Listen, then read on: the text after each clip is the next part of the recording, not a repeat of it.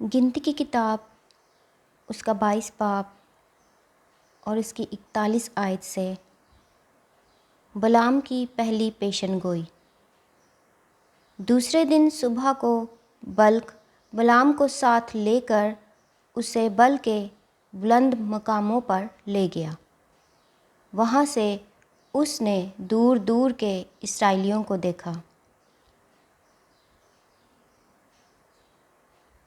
گنتی کی کتاب کا 23 باب۔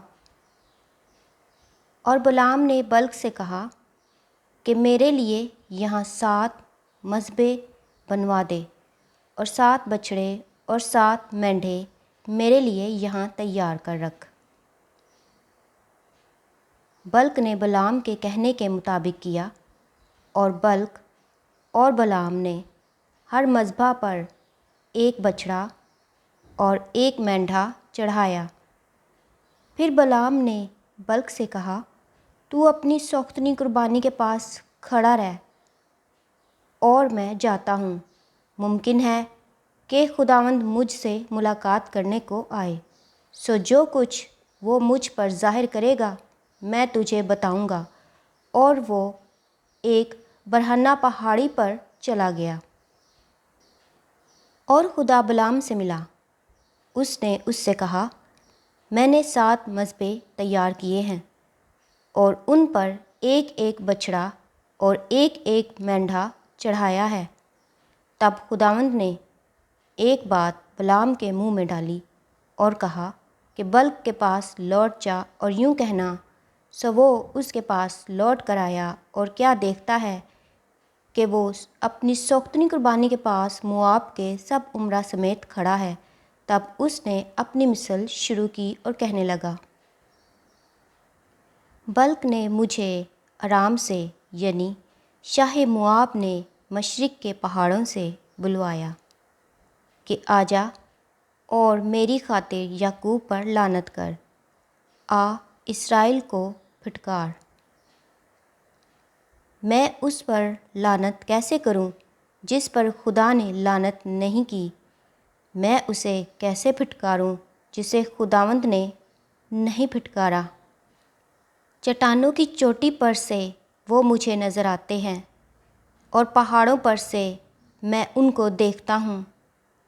دیکھ، یہ وہ قوم ہے جو اکیلی بسی رہے گی، اور دوسری قوموں کے ساتھ مل کر اس کا شمار نہ ہوگا۔ یعقوب کی گرد کے ذروں کو کون گن سکتا ہے، اور بنی اسرائیل کی چوتھائی کو کون شمار کر سکتا ہے؟ کاش میں صادقوں کی موت مروں، اور میری عاقبت بھی انہی کی مانند ہو۔ تب بلق نے بلعام سے کہا، یہ تو نے مجھ سے کیا کیا؟ میں نے تجھے بلوایا تاکہ تو میرے دشمنوں پر لعنت کرے، اور تو نے ان کو برکت ہی برکت دی۔ اس نے جواب دیا اور کہا، کیا میں اسی بات کا خیال نہ کروں جو خداوند میرے منہ میں ڈالے؟ بلعام کی دوسری پیشن گوئی۔ پھر بلق نے اس سے کہا، اب میرے ساتھ دوسری جگہ چل، جہاں سے تو ان کو دیکھ بھی سکے گا۔ وہ سب کے سب تو تجھے نہیں دکھائی دیں گے، پر جو دور دور پڑے ہیں ان کو دیکھ لے گا۔ پھر تو وہاں سے میری خاطر ان پر لعنت کرنا۔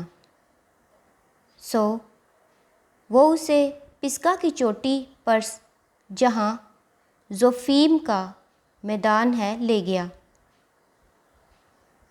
وہیں اس نے 7 مذبح بنائے اور ہر مذبح پر 1 بچھڑا اور 1 مینڈھا چڑھایا۔ تب اس نے بلق سے کہا کہ تو یہاں اپنی سوختنی قربانی کے پاس ٹھہرا رہ، جب کہ میں ادھر جا کر خداوند سے مل کر آؤں۔ اور خداوند بلعام سے ملا، اور اس نے اس کے منہ میں ایک بات ڈالی اور کہا، بلق کے پاس لوٹ جا اور یوں کہنا۔ اور جب وہ اس کے پاس لوٹا تو کیا دیکھتا ہے کہ وہ اپنی سوختنی قربانی کے پاس مواب کے امرا سمیت کھڑا ہے۔ تب بلق نے اس سے پوچھا، خداوند نے کیا کہا ہے؟ تب اس نے اپنی مثل شروع کی اور کہنے لگا، اٹھ اے بلق اور سن، اے صفور کے بیٹے، میری باتوں پر کان لگا۔ خدا انسان نہیں کہ جھوٹ بولے، اور نہ وہ آدم زاد ہے کہ اپنا ارادہ بدلے۔ کیا جو کچھ اس نے کہا اسے نہ کرے، یا جو فرمایا ہے اسے پورا نہ کرے؟ دیکھ، مجھے تو برکت دینے کا حکم ملا ہے۔ اس نے برکت دی اور میں اسے پلٹ نہیں سکتا۔ وہ یعقوب میں بدی نہیں پاتا اور نہ اسرائیل میں کوئی خرابی دیکھتا ہے۔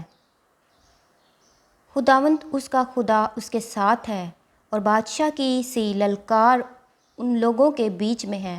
خدا ان کو مصر سے نکال کر لیے آ رہا ہے، ان میں جنگلی سانڈ کی سی طاقت ہے۔ یعقوب پر کوئی افسون نہیں چلتا اور نہ اسرائیل کے خلاف فعال کوئی چیز ہے، بلکہ یعقوب اور اسرائیل کے حق میں اب یہ کہا جائے گا کہ خدا نے کیسے کیسے کام کیے۔ دیکھ، یہ گروہ شیرنی کی طرح اٹھتی ہے اور شیر کی مانند تن کر کھڑی ہوتی ہے۔ وہ اب نہیں لیٹنے کی جب تک شکار نہ کھا لے اور مقتولوں کا خون نہ پی لے۔ تب بلق نے بلعام سے کہا، نہ تو ان پر لعنت ہی کر اور نہ ان کو برکت ہی دے۔ بلعام نے جواب دیا اور بلق سے کہا، کیا میں نے تجھ سے نہیں کہا کہ جو کچھ خداوند کہے وہی مجھے کرنا پڑے گا؟ بلعام کی تیسری پیشن گوئی۔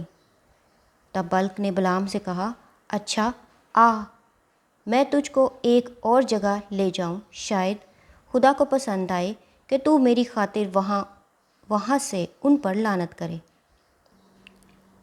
تب بلق بلعام کو فگور کی چوٹی پر، جہاں سے یشمون نظر آتا ہے، لے گیا، اور بلعام نے بلق سے کہا کہ میرے لیے یہاں 7 مذبح بنوا، اور 7 بیل اور 7 ہی مینڈھے میرے لیے تیار کر رکھ۔ چنانچہ بلق نے جیسا بلعام نے کہا ویسا ہی کیا، اور ہر مذبح پر 1 بیل اور 1 مینڈھا چڑھایا۔